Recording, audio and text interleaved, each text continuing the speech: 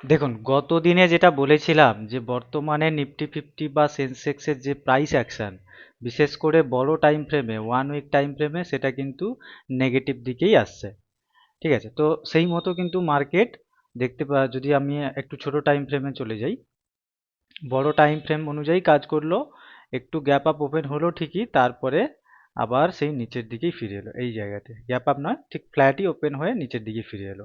Price action বড় time ফ্রেমে দেখতে পাচ্ছিলাম স্পষ্ট যে বিয়ারিশ, তো সেটাই ফলো করলো। কিন্তু ব্যাপার হচ্ছে এই যে হঠাৎ করে লাস্ট ক্লোজিং আওয়ারে, মানে লাস্ট 30 মিনিটে এই যে বিশাল বড় একটা ফল, এটার কারণ কি?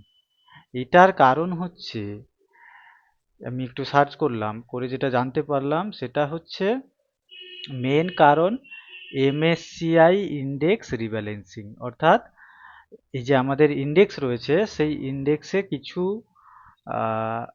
স্টক যেগুলো বাদ পড়েছে, যেমন আরবিএনএল, কল্যাণ জুয়েলার্স, ইন্ডেক্সকে রিব্যালেন্স করা হয়, কিছু স্টক আনা হয়, কিছু স্টক করা হয়, সেটা আহ, সময় অনুযায়ী, কিছু সময় মানে 6 মাস বা তাদের টাইমস লিমিট থাকে বা কোনো ক্রাইটেরিয়া থাকে, সেই অনুযায়ী তারা রিব্যালেন্স করে। তো সেক্ষেত্রে হুন্ডাই মোটরস, এই ধরনের স্টকগুলো বাদ পড়েছে। তো সেক্ষেত্রে 6,800 কোটিরও বেশি শেয়ারের আহ, বিক্রি হয়েছে হঠাৎ, একদম খুব স্ট্রং একটা সেলিং হয়েছে একদম শেষ আওয়ারে, যার ফলে এই যে ফলটা।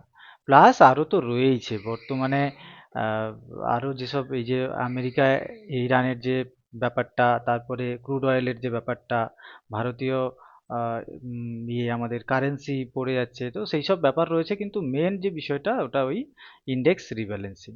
ঠিক আছে, আচ্ছা, এবারে যদি বর্তমানে 1 ডে টাইম ফ্রেমে চলে যাই, আগামী দিনে কি হতে পারে, সোমবারের কথা আলোচনা করি।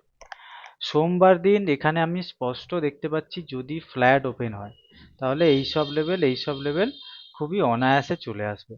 ফ্ল্যাট বা একটু গ্যাপ আপ ওপেন হলেও এইসব লেভেল খুব অনায়াসে আসতে দেখছি। যদি তবে এটা মনে রাখবেন, এই সব লেভেল থেকে যদি ইন্ডেক্স বাউন্স ব্যাক না করে, এই নিফটি ফিফটি বাউন্স ব্যাক না করে, তাহলে অনায়াসে কিন্তু এই যে 22,000-এর লেভেলে আমরা নিফটিকে দেখতে পারি। কারণ যে সিচুয়েশন বর্তমানে সেটা কিন্তু ভালো নয়, ইন্ডিয়ার ইকোনমিক্যাল যে গ্রোথ বা যাই বলুন, সেগুলো যে খুব একটা হচ্ছে তা কিন্তু নয়।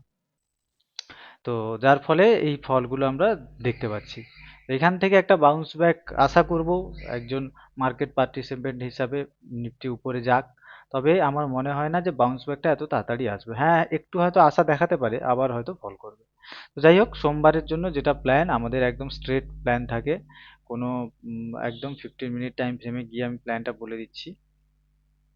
এই সব লেভেলে যদি কোথাও, এই যে যেখান থেকে সেলিং এসছে, বিশেষ করে এই যে 23,800 লেভেল, এই সব লেভেলে যদি কোথাও গিয়ে রিট্রেস করে মার্কেট, কিন্তু অনায়াসে নিচের দিকে আসবে। এইসব লেভেলে, এইসব লেভেলে যেখানে যেখানে রেজিস্ট্যান্স আছে মার্ক করে নেবেন, সেই সব জায়গা থেকে কিন্তু বাউন্স করে নিচে আসবে। যেসব জায়গাতে রেজিস্ট্যান্স আছে, বাউন্স করে নিচে আসার প্রবল সম্ভাবনা আছে।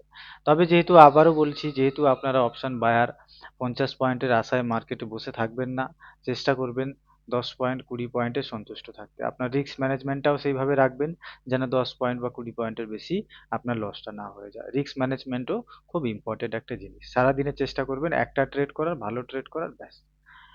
তো আশা করছি ভিডিওটা ভালো লেগেছে। ভিডিওগুলো যদি ভালো লেগে থাকে, এটা নিফটির প্ল্যান বললাম, সেন্সেক্সেরও সেম প্ল্যান, সেন্সেক্সেও যদি দেখতে পান এই হিউজ সেলিং।